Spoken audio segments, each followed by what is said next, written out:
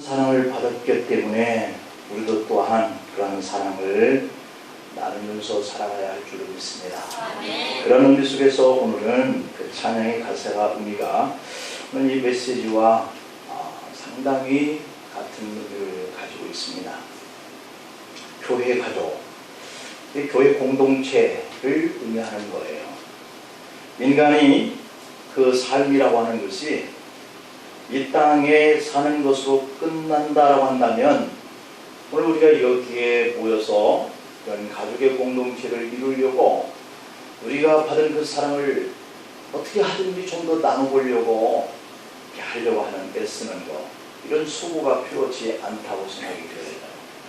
그러나 이 세상으로 끝나는 우리 삶이 아니라 우리의 삶의 그 연속성, 이 땅에서 우리 육과 영이 분리되어서 우리의 몸은 흙으로 와서 흙으로 돌아가지만 우리의 영은 우리의 태중에서 10개월 동안의 그런 어떤 인생의 삶이 10개월에 한정되어서 나오지 아니하면 산모도 태아도 죽게 되어지는 이런 공간을 나오면 큰일 날 것처럼 어린아이가 응아 울어대는 그런 기간이 있었는데 밖에 나와보니까 배 안에서의 그 답답한 그런 10개월의 삶과는 비교할 수 없는 그런 세상이 또 펼쳐져 있는 거예요.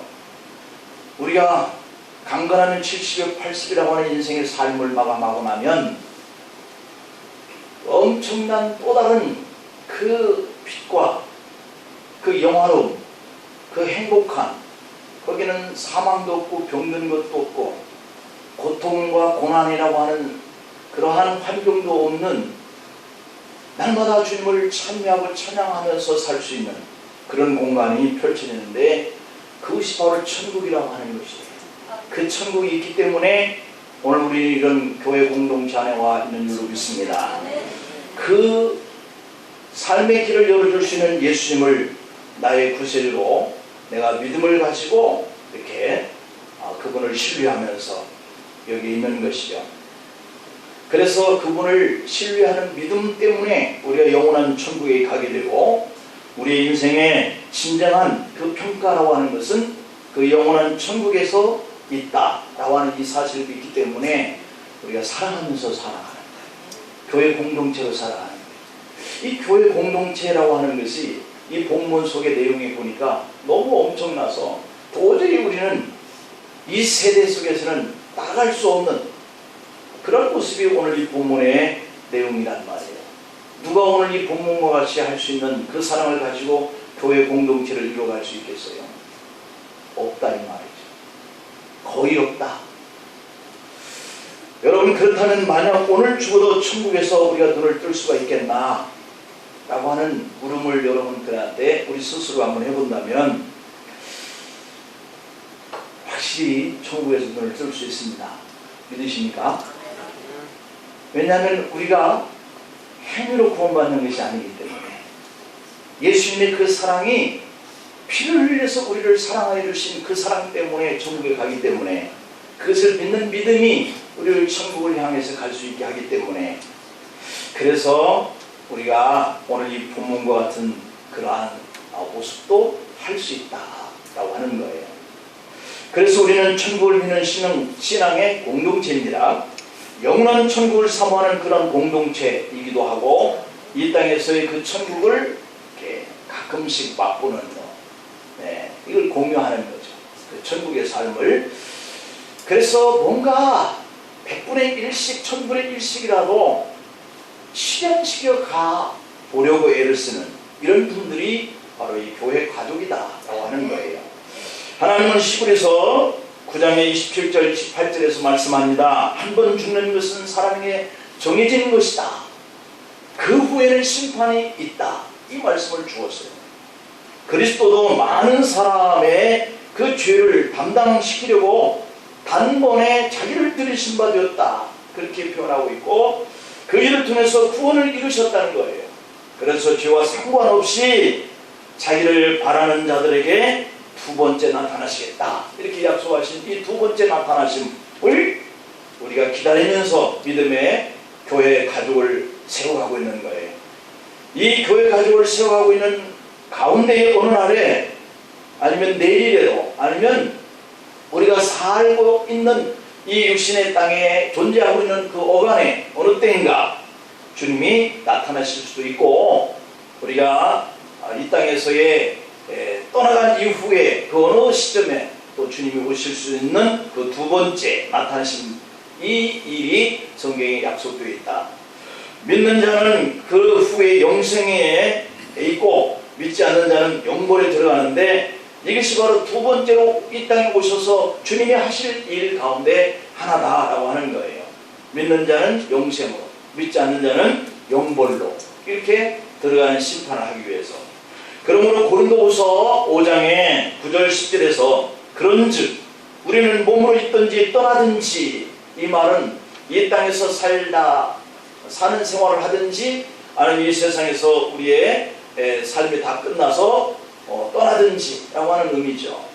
주님을 기쁘시게 하는 자가 되기를 힘쓰노라 이렇게 표현을 했어요. 그러니까 우리가 이 땅에서 육신을 가지고 있는 때에도 주님을 기쁘시게 살고, 우리가 영으로 분리돼서 영원한 천국에 들어가서도 주님을 기쁘시게 하는 그런 영으로 우리가 살아가게 되는 것이죠. 왜 그럴까? 이는 우리가 다 반드시 그리스도 앞에서, 심판대 앞에서 나타나게 되어서 각각 선악간의 그 몸으로 행한 것을 따라서 받기 위함이다 라고 이렇게 말씀을 하고 있어요. 인생은 이 땅에서 그 누구라도 영원히 못 살고 언젠가는 이 주님의 선악간의 심판대 앞에 서게 될 때 그 끝이 있다라고 하는 거예요. 그리고 그 후에는 또 다른 삶이 영원히, 영벌의 영원히, 영생의 영원히, 이 두 가지 삶으로 어떻게 분리되든지 간에 영원히 죽지 않는 것이죠. 예수님은 부자와 나사로의 비유를 통해서 이 부분을 분명하게 언급해 놓고 있었던 것을 우리는 다 기억하죠. 그래서 우리는 영원한 천국을 사모하면서 이 땅에서 천국적인 삶을 살아보려고 오늘 꿈을 꾸고 비전을 갖고 교회를 이렇게 섬기면서 세워가려고 우리가 같이 모이는 거예요. 그렇다고 한다면 이 천국을 사모하는 우리 교회 가족은, 이 공동체는 어떠한 꿈을 가지고 살아가야 주님이 기쁘시게 하는 삶을 사는 것일까?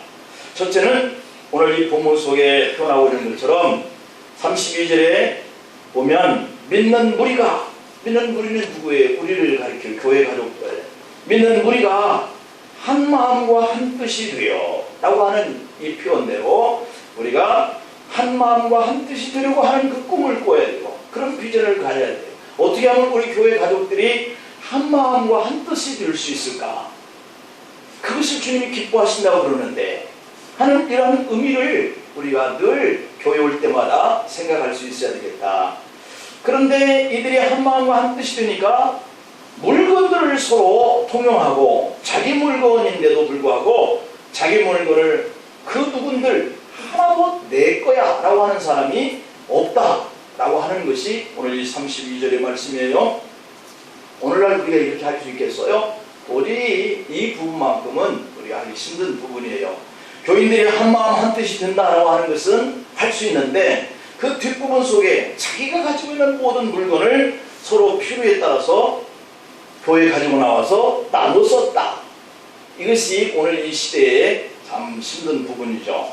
그리스도를 머리로 하여 한 마음 한 뜻이 된 것, 서로가 욕심을 버릴 수 있게 되어지는 것, 그리고 단순해졌어요. 이건 내 거야 하는 사람이 없으니까 그냥 우리는 이것은 같이 나눠 써야 할 것이다 라고 하는 생각들이 다 같은 마음이기 때문에 이게 단순해지는 거예요. 사실 오늘 이 본문 속에 배경의 의미 속을 우리가 들여다보면 이 시대의 초대교회 성도들은 주님이 두 번째로 오실 날이 내일일 수도 있고 금명간에 곧 오실 수 있다고 하는 종말 의식을 가지고 있었던 삶과, 우리가 오늘 이 시대에 주님은 금년에도 안 오실 것이고 내년에도 오시지 않을 것이니까 라고 하는 이런 의식과의 생각의 차이가 좀 많이 있습니다. 그래서 내일 종말이 올 거니까 내가 가지고 있는 이 전답, 내가 가지고 있는 이 집, 이거 팔아서 우리 교우들이 어려운 가정들 없도록 같이 나눠 쓰는 것이 좋겠다. 이러한 생각에 한마음 한 뜻이 든다는 데에는 의견이 있을 수가 없어요. 왜냐하면 내일 주님이 오시면 이 지구는 다 심판해서 끝나게 되니까 누가 내 집이 필요하고 돈이 더 이상 필요할 이유가 없으니까 이 초대교회 성도들의 의식, 믿음의 그 정말 적인 그런 사고관은 오늘 이 시대에 우리가 살고 있는 사고관과는 많이 다른 것이죠. 그래서 오늘 우리가 뭐 집을 팔아서 가져오고 전답을 팔아서 가져오는 이 일은 있어서도 안 되지만 요구할 수도 없는 문제예요. 왜냐하면 우리가 이 땅에서 아직은 살아야 되는 이 어간에 우리에게 필요한 것이다 라고 하는 의식들이 지배하고 있기 때문에 내 집을 팔아서 교회 앞에 가져올 사람 없고 전답을 팔아서 교회 앞에 가져올 사람도 없을 것이다. 그런 걸 또 요구할 수도 없는 그런 세대 속에 우리가 사니까 이 말씀을 접하는 우리의 생각은 조금 이 초대교회 성도들과는 다를 수 있어요. 그러나 오늘 우리가 이 뒷부분은 우리가 차차 하더라도 한 마음과 한 뜻이 되는 데에 같이 마음을 나누고 또 함께 봉사하는 일에 나누고 기도하는 일에 함께 나눌 수도 있고 또 전도하는 일에 또 봉사하고 헌신하는 이 일에는 우리 교회 가족으로서 같은 마음을 가지고 같은 뜻을 가지고 함께하는 이런 공동체가 되어야 한다고 하는 이런 의식을 우리가 오늘 같이 하자는 것이죠.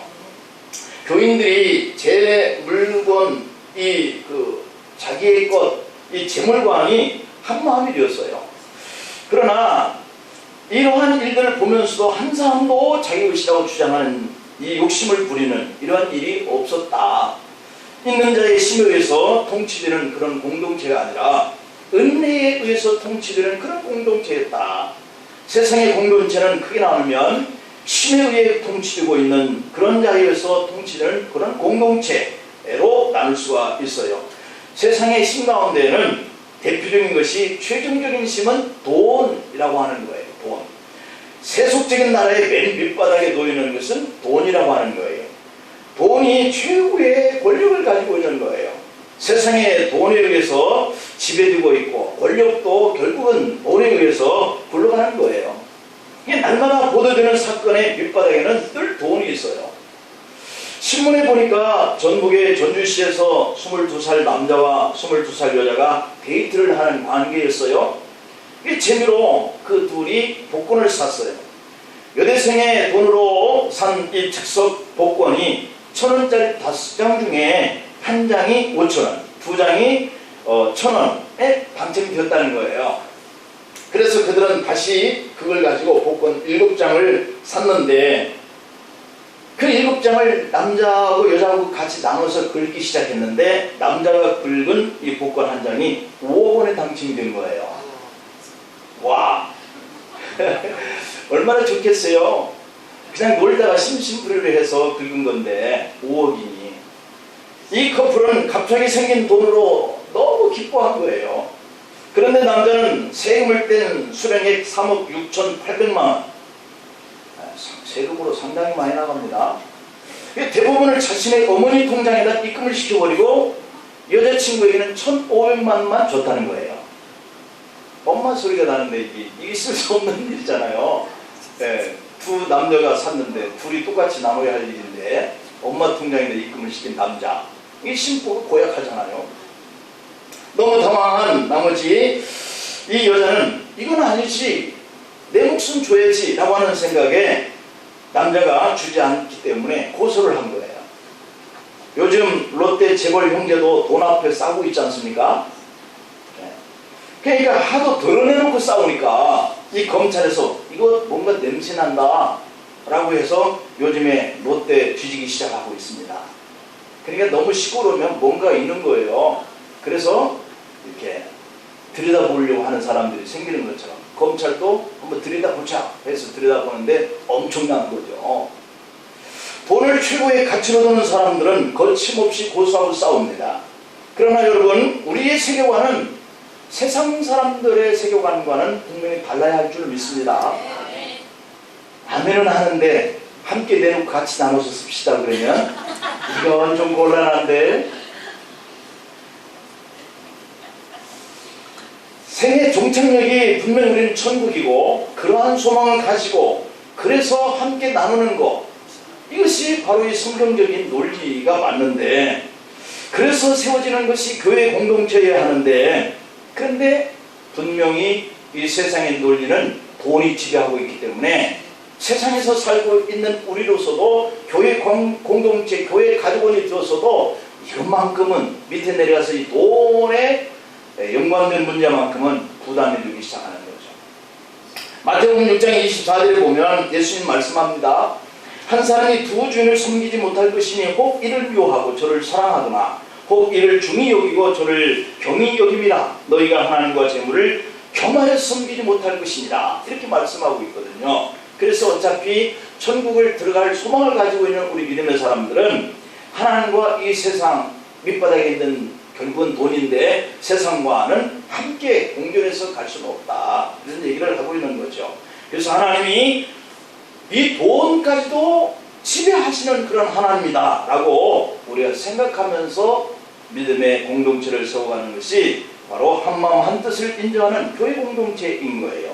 그래서 하나님을 주인으로 섬기는 성도들이 맨 밑바닥에 놓이는 것은 세상 사람들처럼 돈이 아니라 은혜로 산다라고 하는 이런 믿음이 교회할 줄 믿습니다. 그런데 하나님의 은혜로 통치되고 은혜로 살아가고 은혜로 구원받은 우리 성도들도 은혜가 무너지면 돈 때문에 고소고발하고 산다라고 하는 거예요.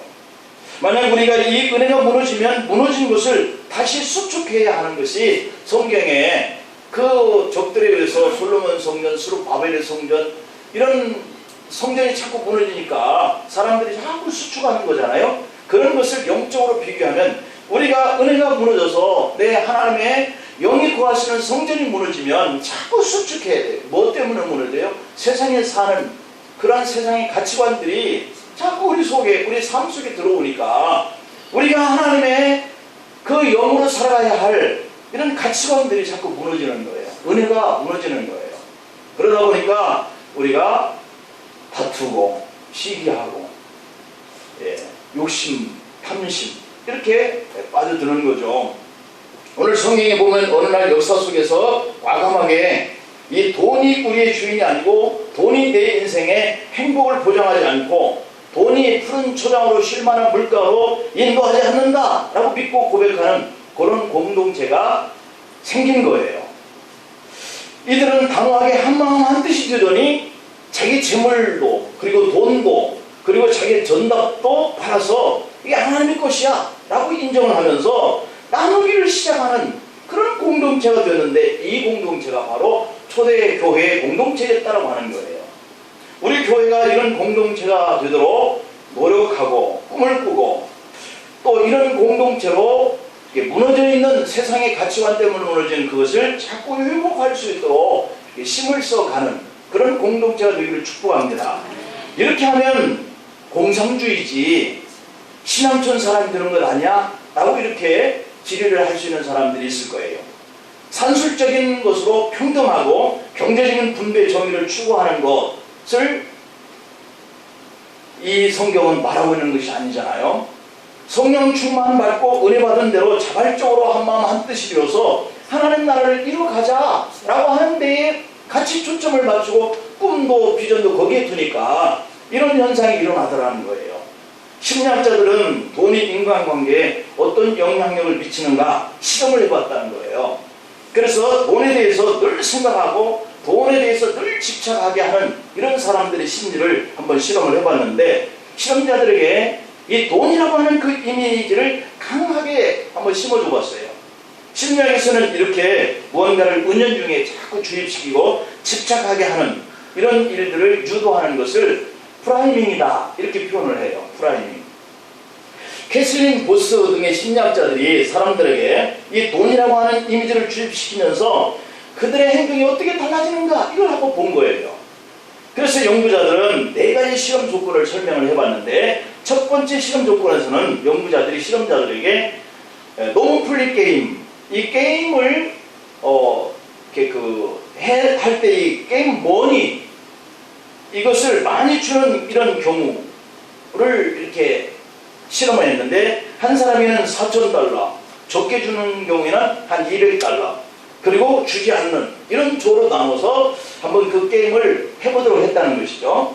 그리고 두 번째 실험의 대상자들에게는 돈이 좀 풍족한 그런 삶이나 돈이 부족한 이런 삶에 대해서 한번 생각해보라 이 두 번째 실험조에게는 돈이 많은 것과 없을 때의 경우를 한번 생각해보라 이렇게 제시를 했고, 또 세 번째 실험 조건은 돈과 관련된 그런 문장, 돈과 별로 상관이 없는 그런 문장, 이런 문장을 놓고 한번 생각해봐라 이렇게 제시를 했고, 그리고 마지막에 네 번째 실험의 조건은 돈을 한번 연상해보는 그림 또는 중립적인 그림, 이 두 가지를 생각해봐라 이렇게 실험을 네 가지 파트를 나눠서 한번 실험해봤어요.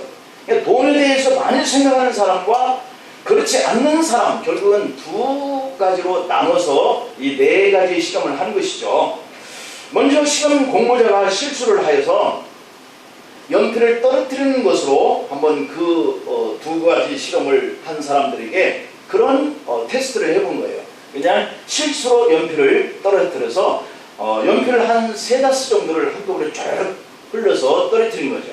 그러면서 이분들에게 한번 줘봐 그랬더니요, 실험자들에게서 현상이 나타나기를 돈에 대해서 생각하게 하고 돈을 많이 준 사람과 돈에 대한 것을 연상하게 하고 돈의 그림을 그린 이 실험 대상자들이 그렇지 아니한 사람들보다 훨씬 더 많이 죽더라는 거예요. 그래서 이 공모자들의 시험의 모습을 보니까 돈을 집착하게 한 대상들이 훨씬 그런 욕구가 많고, 또 공모자가 실험자들에게 수고했다라고 해서 돈을 한 $2를 지불하면서 대학생들에게는 그렇게 얘기했대요. 이 돈 그냥 어차피 시험 대상의 공모자로 인해서 돈을 준 거니까 이걸 좀 이렇게 기부하면 어떻겠나 라고 하는 제의를 해봤다는 것이죠. 그랬더니 돈에 대해서 유도된 실험자들은 그 돈의 39% 정도만 기부를 하고, 돈에 대해서 별로 그냥 그 어떤 집착을 갖지 않도록 유도하면서 실험을 했던 그 대상들은 67%나 기부를 했다라고 하는 거예요. 그 결과가 돈에 대해서 유도 실험을 했던 이 사람들은 돈에 집착하게 되고 기부를 잘하지 않는 것으로 나타났다라고 하는 거죠. 돈이 많은 사람일수록, 시간당 수당을 받는 사람일수록, 경제의 어떤 그 학자일수록 돈도 재능도 기부를 하지 않는다라고 하는 것으로 나타났어요. 나의 도움이 필요하는 사람보다 은연중에 돈의 가치를 귀중하게 여기는 이런 사람일수록 내가 이 돈이면, 내가 이 시간이면 무엇을 할 수 있는데 라고 생각하기 때문에 자기의 재능도 기부하기를 꺼려하고 돈도 기부하기를 꺼려하더라 하는 이런 결과가 나타났다는 것이죠. 돈에 대해서 강하게 유도된 사람들은 타인에게 도움을 덜 청하고 혼자 일하는 것을 습관하는 이런 일로 관찰이 되더라라고 하는 거예요. 연구 결과는 돈에 대한 이미지가 주입되고 또는 어떤 쾌락적이고 또는 어떤 그 집착을 시켜주었더니 자기 충족의 마인드를 가지려고 하는 이러한 결과가 나타나더라.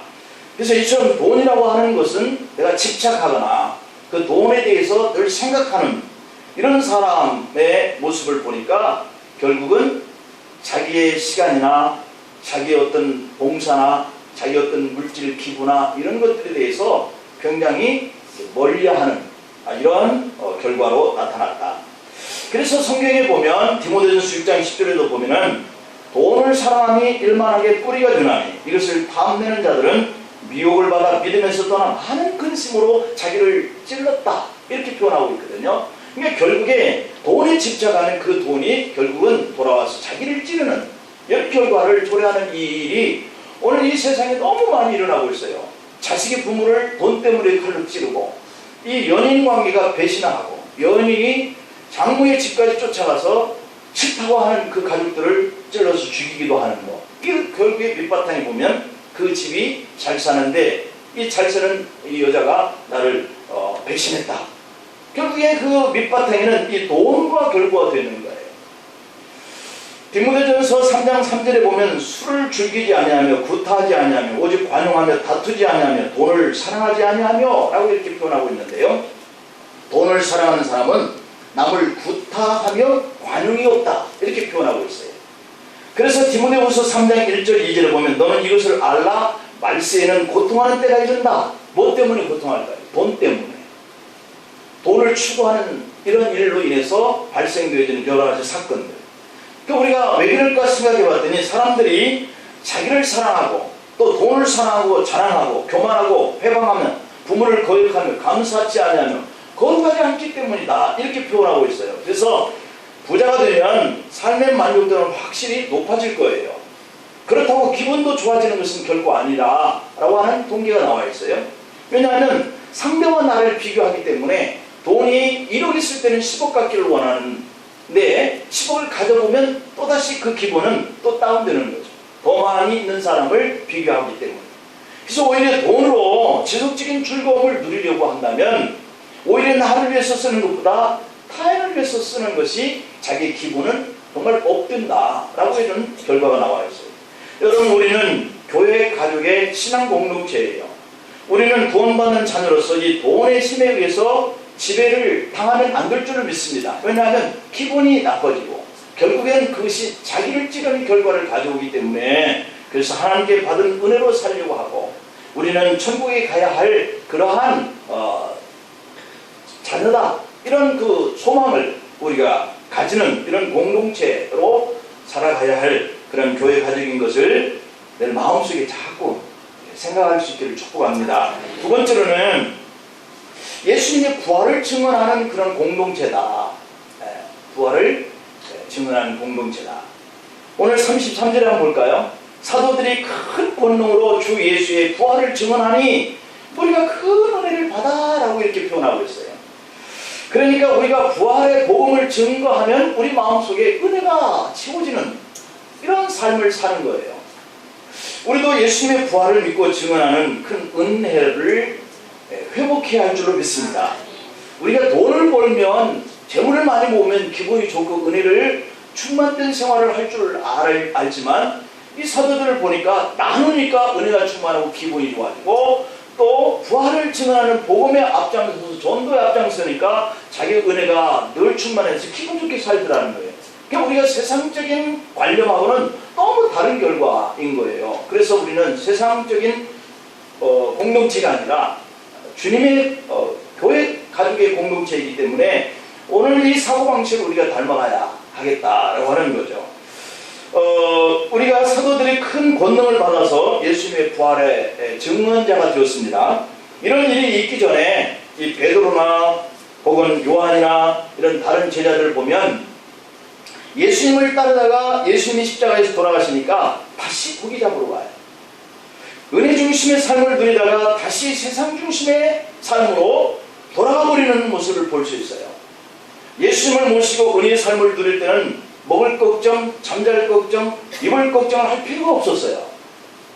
그냥 예수님만 따라가면 먹고 입고 자는 문제가 해결되었기 때문이에요.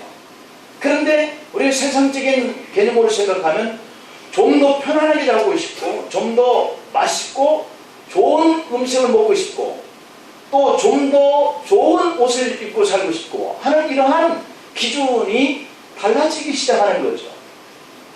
근데 이 제자들 보니까 주님이 먹는 대로, 주님이 입은 대로, 주님이 자는 대로 같이 자니까 이들에게는 먹을 걱정이 없고 입을 걱정이 없고 자는 걱정이 없어져 버렸어요.